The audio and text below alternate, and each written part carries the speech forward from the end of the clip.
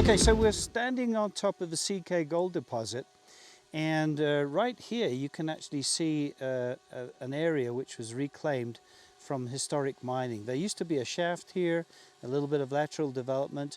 They were chasing high-grade gold, and it was subsequently reclaimed by the state. But as you look around this area, all sorts of copper oxide outcropping at surface. And you know what we're looking down now, we're looking east towards Cheyenne, and you can see cows in the background. It's ranch land at the moment. The orange pipes that you see are essentially water monitoring, and as we look over this way, what we can see is the ranch area. There used to be a small town of Hekla. There used to be essentially a stamp mill and a bunch of prospects.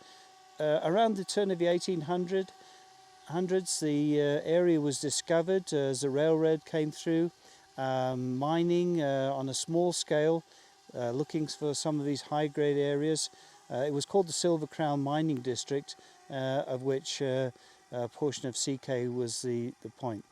We're standing on we're standing at the moment on the state section where US Gold has mineral rights.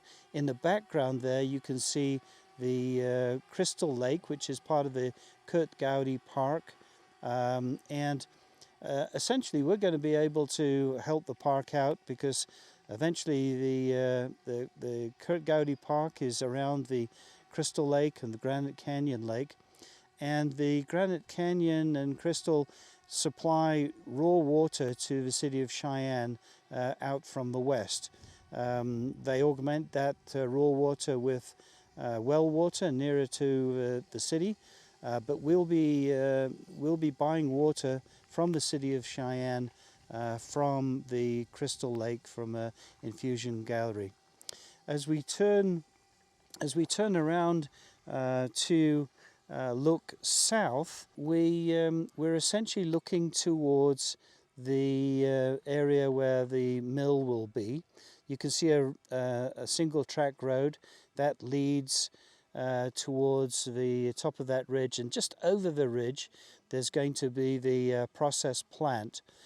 Just to the right of the picture there's a weather monitoring station, and we're behind a height of land there which shelters the plant. And you can see really there's no people in the immediate vicinity until we start looking to our west. We own a buffer, a certain amount of land adjacent to our property, and we've got some neighbors who we've got good relationships with, who own sort of little hobby ranchettes in that area. So good relations with local folks, and in vicinity of the Curt Gowdy Park.